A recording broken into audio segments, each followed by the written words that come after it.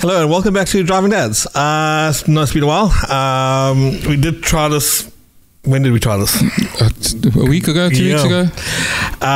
We tried doing an episode and which went to hell and back. So we're doing it again at last. Obviously, the big thing in the motoring world is the Frankfurt show. Ooh, Frankfurt show. Have you ever been to like a motor show kind of thing? Yeah, I went to, many years ago. I went to the UK Motor Show. Oh, nice. In London. Okay. Yeah. I've only been to the stupid Joburg one, and then the Durban one is just lame. Yeah. Like, and I'm glad they stopped doing it because really it was just a car dealership opportunity. Yeah. But we did the Joburg one, where they kind of launched cars into South Africa, which was cool. Yeah. Bigger at Nasrec. Yeah. But yeah, Durban, it's like just lame. Oh, too many modified cars. Anyway, where should we start? I think let's start off with the car show. Okay, there's one car launch I want to talk about. And let's start there. So what's the one car launch you want to talk about? The new Alpha 33. Oh yeah. Yes. I saw pictures of it. I didn't get a chance to look like super deep into it. Okay, so this is Alpha's last petrol car. Yes. Okay. So bespoke chassis, carbon fiber. It's got a 620. Okay. Well, it's got a 620 horsepower V6, or alternatively, but before you even tell me there, alternatively, 8-litre diesel tow truck that's going to tow it back to. No, I'm being mean. Okay. Alternatively, it's a 750 horsepower electric. Okay. Ooh. They're building 33.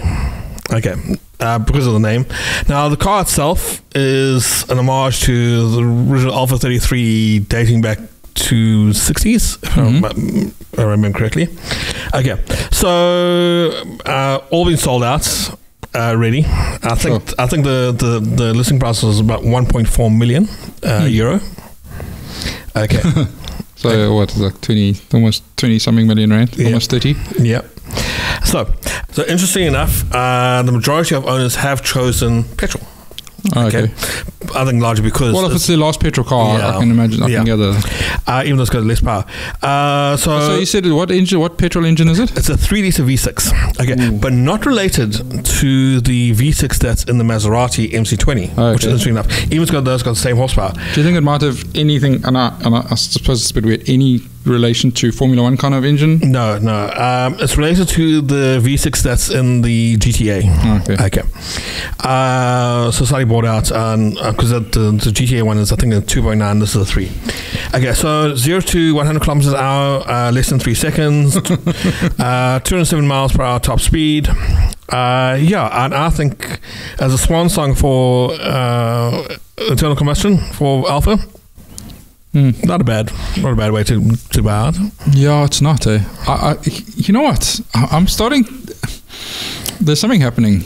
As swans, you mentioned the word swan song to internal combustion. I don't think it's going to go away entirely. I don't know. I think you're right. The majority of manufacturers are going fully electric. Yeah. They have to. Well, they're being forced to by regulations. But I think there's going to be enough of a small level manufacturing, which I think will still be able to keep internal combustion engines going. Rebuilds and restore mods and so on and so forth. I think it's a case where, yes, internal combustion is not going to go away. There's just simply too many cars on the road. Yeah. Okay. But even new cars. So at some point, Formula 1, I was watching their little blurb. They're looking to do a fully carbon neutral fuel. Okay. Yeah. Which the whole thing, let's be honest, all of that is debatable because we don't know what we're being told and what's the truth. Yes. So the fact, we're taking carbon out the air and it's carbon neutral. We kind of need to be carbon negative now at this stage. So it's kind of up in the air, but I have a feeling that if someone pushes through, they might be able to come up with a fuel. Yeah, well, that's the thing. Porsche, I know, is big into their zero carbon fuels. That they spend a huge amount of money on making carbon neutral petrol and from various biomass sources and so on. Yeah. Look, so I think there is a good opportunity, I think, for smaller manufacturers to jump in on that, use those sort of fuels, and say, look, we can still build internal combustion engines and but our overall cycle is still going to be carbon neutral. So that's an interesting debate to have. Large scale manufacturers, unfortunately, they can't get away with that. Or the other option is, and the complete flip side of what I've just said, is that it could go the same route as the steam engine and just disappear entirely and just be there for like, old things. But it's fascinating. Yeah. But it's interesting, and I'm glad they've done something big for the last one, because I think it deserves it, especially the history. And I'm kind of glad that it's a 3-liter V6, because that's the engine I associate with. So I think this is a great way for them to go out. How many did they make? 33. Oh, okay. Yeah. Okay, so the 33 obviously based off the name, but yeah. Okay, so I think it's cool. Nice poster car. Oh, that's a beautiful interior. Yeah, I love that interior. It's so machined. I mean, you look at the center console. I mean, it's Anyway, okay. So the next is very nice. 4 concept cars. Okay, so let's start with the Lamborghini. Okay, the Lanzador. Okay. This here is a preview. Okay, they're calling it a concept, but it's 99% production ready. It's going to be the 4th Lamborghini in the line. Electric, I'm assuming? All electric, yes. Okay, it looks electric. There's no door handles. I don't know why that tells me that. But 1,341 horsepower, so you're not going to worry about a Lamborghini without power. Okay, but this is an interesting thing. It's very much along the same lines as the Ferrari Purosangue. Okay. It's in this case it's a 2-door, but it's a full 4-seater, high riding. It's quite high. Massive wheels. Yeah. Okay. I think it looks pretty good for saying it's high riding like that. I mean, it looks like a Lamborghini, which is what you need. I mean, the front looks like it's off another car. Yeah. Well, I mean, it's essentially shades of the Revolto and the Urus as well, a little bit in there. So are these renders? They didn't actually No. This is a concept car that's physically built, yeah. No real details because it's technically just a concept car, but the production version is coming in 2028. So a couple of years away. But so I think this is Lamborghini's first all-electric. So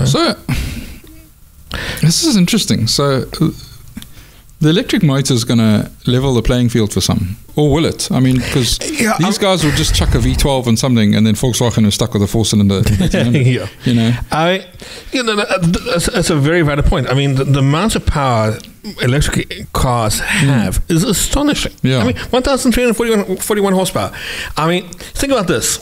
Okay, the McLaren F1 when it came out way back when. Yeah. Its power output was 621 horsepower, which at the time was insane. Yeah. And I mean, now we've got these things putting over 1,000 horsepower, and it's become the norm. Yeah. I don't know if you saw that video Red Bull did recently with the Car Wow guys. No. So they had the RB8, one of the superbikes, a rallycross car, the WRC car, all doing a drag race. Yeah. And then the guy was like, no, I'm getting a van. And they've got an all-electric 1,500 horsepower van. Ah, yeah. I know that was over the line the same as the RB8. Yeah, well, I mean, this is the thing about electric. Because it can put the power down straight away. I mean, and there's no worry about, there's no delay. Yeah. As soon as you, instant torque, that's the advantage. No, that's crazy. But one of the big things, so obviously those electric cars, is it's got to haul those batteries around, which weigh a ton. So that's why they need so much power. Yeah. Okay. So, but obtaining the power is actually not that difficult. Okay. Yeah. Comparatively, compared to like getting 600 horsepower out of a V12. Okay. But it's interesting. So we look at this Lamborghini now, 1,300 horsepower. Probably going to be quite expensive. Yes. The Alpha 33. Okay, I'm not going to count that as innovative because that's just Alpha. But the technology always trickles down. Yeah. So it's going to start in the 20 million Lamborghini. Well, let me move on to the next car. Okay. So, your Golf GTR, your Polo GTR. Yeah. This is the future of VW's GTR. This is the RD GTR. Yeah. Okay. So looking at this, you can see. Looks like a Golf. Okay. It's actually smaller than a Golf though. It's Polo size. But because of the platform, it uses the RD2 All platform. Yeah. Okay. it's actually about as big as a golf on the inside. Okay. Because it's short front and so on. You don't have space for the engine, don't need space for the engine, etc., etc. Yeah, that is a short front. I can see it. Okay, so this here is rear wheel motor. Okay, so electric. Okay, obviously. Okay, rear wheel drive. Yeah. Okay. Interesting. So obviously, being based off the RD2 platform, it can go 4-wheel drive as well. Yeah. So this is a preview essentially of the 2026 production car, but you can have a look and you can see. I mean, it's GTI. Yeah. For example, the wheels are a take on the original Golf GTI wheels. So this is cool. Short wheelbase, low center of gravity. Okay. Rear wheel drive will be... Okay, so no details once again because of it's a concept car. Yeah. Okay, in terms of horsepower, etc., etc. But yeah, I'll be honest. Of all the GTIs I've seen recently, I like this one. I think, that's quite something. And again, it pleases me that we're starting to see trickles down. So, before we looked at that Fiat, and I didn't like the Fiat, but I'm happy that it's starting to make its way down. Yeah. So instead of just being the e-tron at like a stupid speed, it's now normal commuter cars. And this is, it looks nice. It looks different. It's quirky. It looks like it'll be a flippin' load of fun. Yeah. I'll be honest, I really like this. I'd like it in all-wheel drive, though. Yeah. That would be my... It will probably come in all-wheel drive as a top-of-the-range model, but... Yes, all-wheel drive, that thing would be great. Okay, so that's nice. Okay, let's move on to Mercedes-Benz. Okay. CLA. This is the CLA concept. Okay. So this is a preview for the next generation CLA. Okay. Now, this is interesting. This is based off what's known as the Mercedes-Benz Modular Architecture, MMA. Okay. Now, the car shown here is electric. Okay. But modular architecture, it can take petrol as well. Okay. So, in this particular case, what we're looking at is, the thing is, it was designed as electric first and then petrol after. Okay. Where previous up to now it's been electric first. Yeah. Okay. So this is essentially a concept. Okay. Take away some of the concepts detailing, like the headlights. Open up the grille a little bit and put some extra slashes here and there. But this is essentially what the next generation CLA will look like, launching in next year sometime. Okay. So not a bad looking car. I don't. Okay, look, it's the concept car styling for me. Yes, yeah. Okay. But the big thing about this is, do you remember the Mercedes-Benz EQXX? Okay. Yeah. The ultra efficient electric car that they built. Yeah. Okay. A lot of the EQXX tech is trickling down into this. Okay. Things like the surfacing and so on that help bring it into a production car. Okay. Internally, so you got the full glass roof, whether that goes through into production, probably not. But the dash, uses some updated version of. It's not quite the hyper screen that you get in the S Class and the EQS. Okay. It's called what they call the super screen dash. Okay. I hate that so much. and I don't know why. Like, I just don't like a massive screen like that. I'll be honest. I actually agree with you. I think. I've sat in electric cars and modern cars. Yeah. And this, I hate it. I still don't like Mercedes-Benz implementation of their instrument cluster. Oh God, it's awful, hey? It's like an digital, iPad. yeah. It's an iPad that's stuck behind the steering wheel. Yeah, no, I can't. I don't want to. I like a gauge, like a dial. Yeah. Even if it's a digital behind it. Yeah. I'd like the hooded cover and driver focused. Yeah. And so there's issues. So I think one of my problems with this is safety wise. Okay, so if you're driving and you need to, if it's raining, your window's messing up, you need to adjust the controls to do that. You can feel your way around while keeping your eyes on the road. Yeah. Okay. That's a very good point, and it's something that that has bugged me immensely. Okay, the fact that you cannot access controls for like climate controls and so on without going through screens. Yeah. Okay. It's dumb. VW specifically has actually said they are reverting to physical controls for things like that. Yeah. I know Hyundai and Kia have kept their physical controls for things like that since the start. But yeah, I mean, I look at something like a Tesla where there are no controls. Yeah.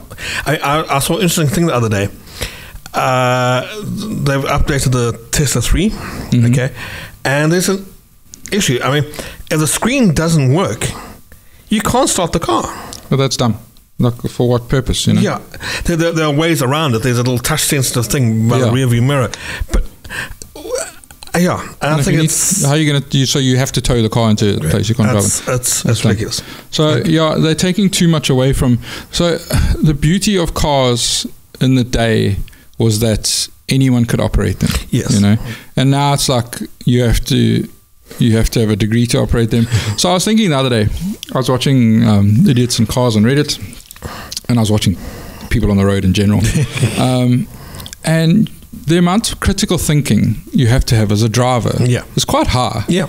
And to think the average population is quite dumb. Right? And I mean, it's not, I hope I'm not being too much of a jerk by doing that. But I mean, the reality is that people aren't smart and they're not capable of critical thinking. We've just been kind of shoved through this world and most people are just going through it mindlessly, operating a 2-ton killing machine, you know? And it's the more complicated it becomes, the worse it is. So now it's suddenly going, oh, well, how am I going to put my demister on? Like, and they don't know, you know, while they're trying to answer their phone when they shouldn't be, and you know, and so. Okay, I will say this. I do know that if you have a look on the left and right of the mirrors, you'll actually see it does have individual controls there for left and right of the dashboard. Okay, so if you see the 22 there on each, so there. Okay. So those are controls for the aircon. Yeah. But once again, it's a case of you got to reach across and sense the console is always better. Like the concept of taking away mirrors and putting screens, the cameras. I mean, I can understand when it comes to aerodynamic efficiency. Yeah, but I mean, you know, aerodynamic efficiency as opposed to safety, because you're not going 300 km an hour on the normal road. You're driving with people who you need mirrors. So the trade-off there is that we should always have mirrors. I can see, okay, if it's a truck or something like a panel van, great, because now you wouldn't use the mirror anyway. But a mirror, unless it breaks, doesn't fail under stupid circumstances. So you know. And that's we've got to stop thinking like, yes, we've put so much technology in, like that lane keeping assist, like, okay, but it's also can be stupid. You know? So we sensors break down or whatever. Yeah, we need to find the balance. And I mean, how many people, like, I don't know if there was a case recently of the self-driving car. I don't know if we discussed this already, actually, because it's one of those things where there was someone who took a self-driving taxi. It was run by the Waymo. I don't know, but it was a Volvo car. Oh, yeah. And they had a driver in the car in case something went wrong. And she was watching Netflix and did nothing, and the car ran a pedestrian over. You know, it's like, you know, at some point the safety systems are starting to become dangerous, and that I think is a real danger. But you know, coming back to the screen, also, other than the safety aspect, I just think it looks ugly. You know. It's just too much digital. I mean, we have screens in our face all the flipping time, and now I must drive with one. No. But I mean, other than that, I mean, the car's pretty cool. Okay. Now, the next one I want to talk about is probably the most important one for the company. Okay. The BMW. Okay. This is what's known as, if people forgive my awful German, as a Geneva class. Okay. Neue. No, okay, how you pronounce it? Okay, the new class. Okay. So did I ever tell you the story about when I was in Germany and we were looking for a place, and we were kids, and not kids. What I mean was, we would say to everyone, "Do you know where Mulheim is?" And they go, "No, never heard of it." Mulheim? No, never heard of it. Mulheim? No, never heard of it. Eventually, we got to a German, and we said, "This place here," and he goes, "Oh, you mean Mulheim?" He corrected our pronunciation, and then promptly buggered off and left us. So now we're like, "Okay, well, we still don't know where this place is." The next person we go, "Oh, do you know where Mulheim is?" And they go, "Oh, it's right over there." Like everybody knew, but there was such disses about the pronunciation. So let's not alienate Germany. It'll just be like, okay. So this is the Vision U class. Okay. That's a huge grill. Okay. So a bit of back history here. Okay. Back in the 70s, BMW launched what they called the new class back then, which was a new range of cars. They essentially redefined for BMW what a sports sedan was. Okay. So this is BMW's new one. Okay. This essentially is what the next generation BMW electric 3 Series is going to look like. Okay. Once again, obviously all electric. That's bold, eh? I mean, that's a bold design. Yeah. It's like... Okay. So the bunch of interesting things about this. So first, the styling is quite something. Okay. Yeah. But now this architecture is going to underpin most of the next generation BMWs. So I see a bit of, looking at this interior, the R3, they kind of did this where it was like, so, ordinarily the dash comes right down to the floor. There's lots of space there. You don't need the dash. You just have this like shelf thing. Okay.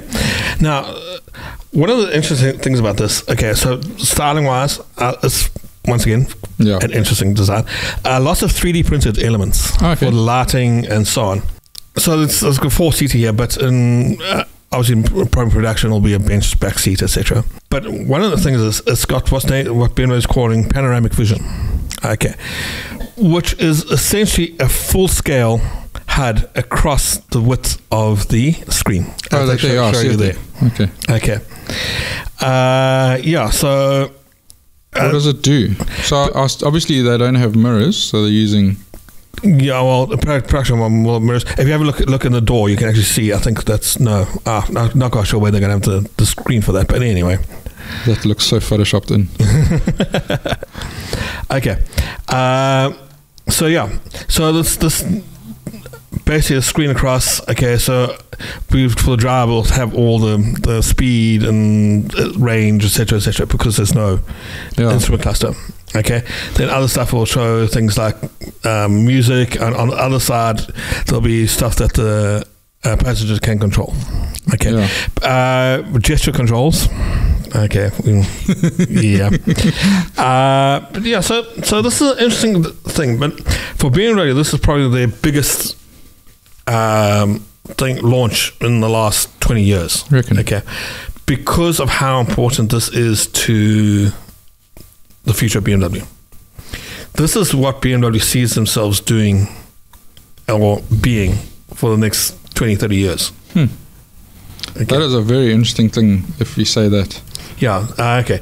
So BMW is taking a huge risk here in terms of styling. So once again, like I said, it's going to be based for a bunch of next-gen cars. Yeah. Now, one thing I do like, so if you have a look at this, they are really accentuating a couple of BMW key elements here. Okay, obviously the grille. That's 4 headlights. Okay. Modern interpretation, not round, but the slashes like that. Yeah. The Hofmeister kink as well. If you have a look at, find a different picture of it. Okay, the Hofmeister kink is there. Okay, a lot of the new generation BMWs are sort of. Yeah. But the Hofmeister kink is very much. I don't like the angles they've taken on the front and back. Okay. In all likelihood, those will be evened out a little bit for pedestrian protection and so on. But imagine dropping your phone in this car. Hey, it'll just go anywhere. There's a big space underneath. One of the interesting things though is it's going to use BMW's next generation electric drive system, eDrive 6 or whatever. They're talking about 1,000 kilometer range.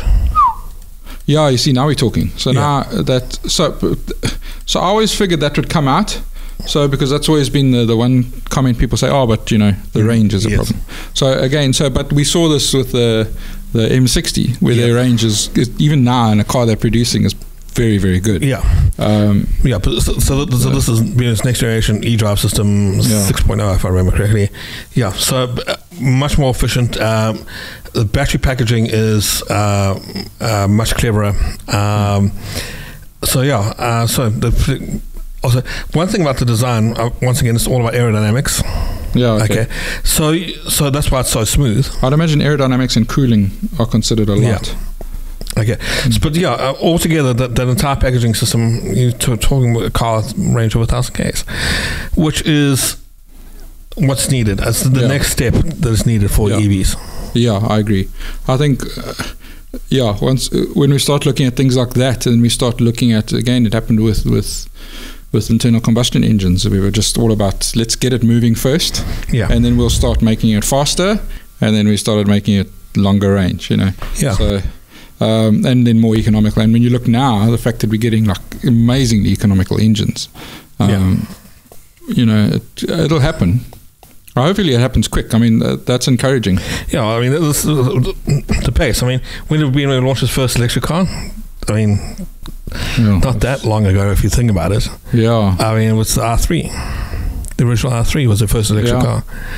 I mean, that's not that long ago. And now... And that had a range of like just over 100 kilometers. And now we're talking about cars with a range of 1,000 Ks. Yeah. Yeah. Well, that's brilliant. Okay, I see that. Well, okay, was that the last from the show? Okay, that segues nicely into this little study that I did. I went and looked at, there was a new electric car that caught my eye. Somehow I happened across it. It's called the BYD.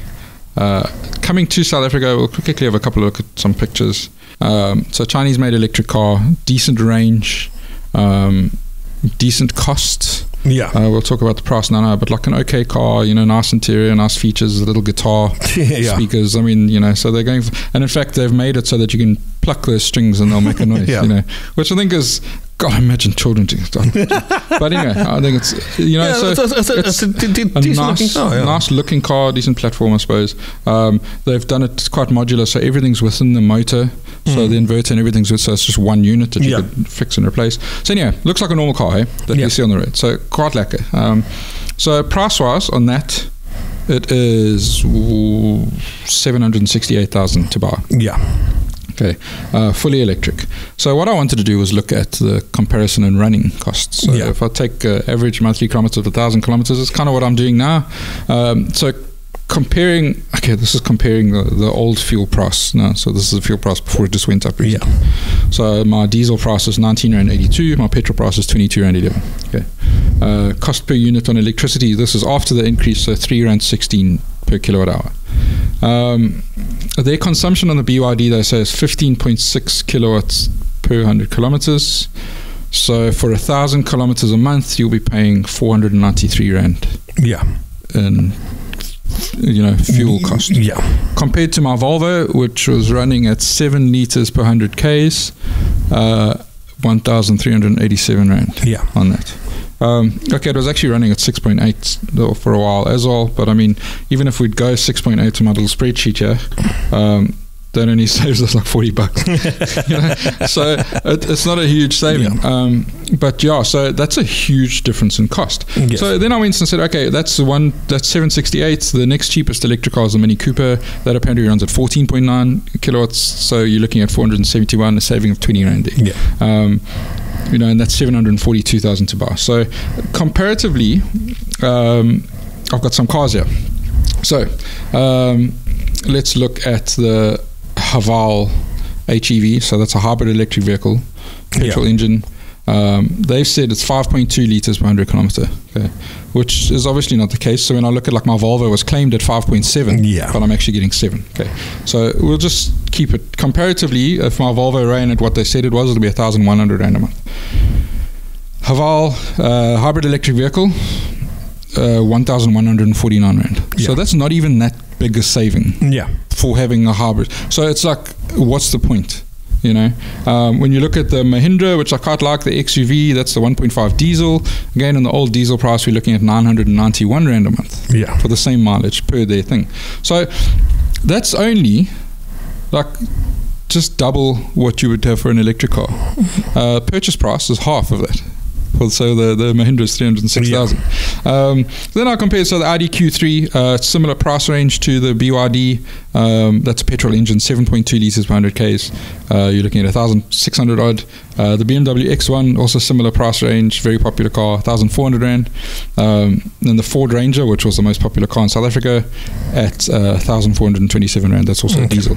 So that's the monthly cost, right? Then what I like to do is also look at the total cost of ownership. Yes. So then I looked at over the course of financing the car.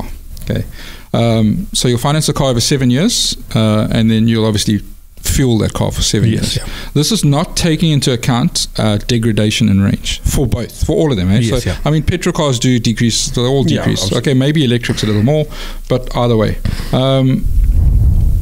So the BYD, you buy it at 768, excluding insurance, including running, it'll cost you over 7 years 1.2 million Rand. Yeah. Okay. 2,000 Rand more than it'll cost you the Ford Ranger to run over 7 years. So if you buy a Ford Ranger and all that filling up, it'll cost you the same as the electric car. Just the running costs alone on the BYD for 7 years is 35,000 Rand, and the running costs alone on the Ford Ranger are 102,000 Rand. Yeah. So the running costs are very expensive. But the purchase price and your total cost of ownership, okay, that also doesn't account for services. So I'm not accounting for services on the cars, so you'll have 3 or 4 services in there. But again, we don't know what the costs are for electric cars. So I'm keeping that out because we don't know. Yeah. But when I look at it, so if we're looking from a purely money perspective, it doesn't make sense. Right, because you've got a VW Polo, 1 litre, you'll pay 343,000 for it. Your running costs over the month is 1,100 Rand. Your total cost of ownership over 7 years is 638,000 Rand. Yeah. Half of what you would for the Ranger or the other one. Yep. Well, granted, I mean, it's a different... It's a different class altogether. Yeah. But, you know, it's just so interesting to see that, like, okay, even the Mahindra. So the Mahindra is a nice size vehicle. Yes. It's maybe slightly smaller than the BYD. 5-star safety rating. You pay 306,000 Rand for the car. It'll be cheaper than the Polo at 568,000 Rand. Okay, diesel's gone up more than petrol now, which is quite annoying. And you have to service the diesel more, which is even more annoying. But it's so interesting to see that, like, from a cost perspective, it's not worth it. And I think this is also one of the reasons why people get so up in arms about it, is because you're going to be forced to buy an electric car one of these days. Yeah. And we're looking at electric cars going, it doesn't seem affordable. Yeah, but this is the thing. I think the big thing is the smaller electric cars are coming. And I think people still see electric cars as sort of top end. Yeah. Okay, when you start getting the smaller electric cars, okay, so you mentioned the Mini Cooper, okay, but even that is still the top end for the Mini range. It's still considered luxury, yeah. But when you start looking at things like that are coming in, the bottom of the range VW RDs and so on, which are comparatively very cheap. Okay, they're not going to be 306,000 Rand. No, they aren't. Granted, that's one thing that being a legacy car, internal combustion car, has. Okay, the development costs for an internal combustion car are much lower. Yeah, well, and we mentioned it earlier that the costs are going to come down as it trickles down. Yeah, it'll be interesting to see. This is for me, it was a nice exercise to see what the snapshot is currently. And so, okay, where we're at now, I think it's currently too expensive. I love the concept. I love the fact that if I were paying 493 Rand a month on my fuel, I'd love that. Yeah, you know, but you know, because then also, I mean, that can be brought down by things like solar and all sorts of other things, which is quite handy. But I think, and it might actually point to the problem not lying with the electricity infrastructure, but with our car finance infrastructure, you know, and that kind of thing. Because, the fact that the Ranger... It's weird though that the Ranger costs, like, I suppose there's another problem, is that for a car that's 40,000 Rand cheaper, so the BYD is 768 and the Ford Ranger is 726, so that's roughly 40,000 Rand. Yeah. Your interest charges alone over 40,000 Rand will amount to 68,000 Rand difference. That's quite interesting to see. So I suppose maybe that's where our real problem is that cars are too expensive. Interestingly, I looked at my car alone because I've paid it off over 7 years. It's only going to cost me, if at the current price, 81,000 rand for 7 years to run. That's what I bought the car for. So it wasn't too bad. But even if I financed it again, it would only have been like 287. So interesting to look at. Too nice to see a snapshot. I know a lot of our little clips we've put out there have been like very, very pro electric cars, and but this just shows I don't think we're there yet, quite frankly. We'll get there, and I think as it trickles down, I think I think it's once there is a more mass adoption. I think it's going to make a big change as well. Yeah, no, I agree with that, and we'll see, because I'm looking forward to those guys when they first bring out the first cheap electric car in this country. I mean, obviously they are available, but not here yet. And I mean, in Europe everything's so close, so it's kind of different. Everything's quite, I mean, the distance between your place and mine is what, 20 k's. Okay, it's a little freeway. Okay, this is probably a really bad example because it's a little freeway drive, so it's not bad, but I remember driving that R3 around, and I remember from here to Westville maybe 20 k's. I'd leave on 120 range, drive up the M19, which is a huge hill, all the way to Westville, get there, and there's like 80 k's left, or actually maybe around 60. I wouldn't charge the car the whole day. Come back down the hill, the car would charge. I'd get home and only have used 10 k's of range. So the reality is that it probably would have cost a lot less to run that car because it was really small and things like that. So the smaller cars might work. Cool. So shall we leave it there? Okay, let's leave it there. That's been good. Okay, thanks everyone. As usual, do the usual like and subscribe if you can, share. Got questions, comments? If there's something you want us to talk about, something you want to show us that we've missed, pop it in there. I got dragged the other day for calling the old Ranger the new Ranger. We get a lot of arguments about this electric car story. Some of them are just some of these people irritate me. But I do like hearing the comments, because I think it's quite cool that people are willing, they care so much that they want to tell us. So keep letting us know. We love it. Okay. Thanks everyone, and cheers for us. Good morning, good afternoon, whatever. Good morning. Welcome back to Driving... Peanut Gallery back.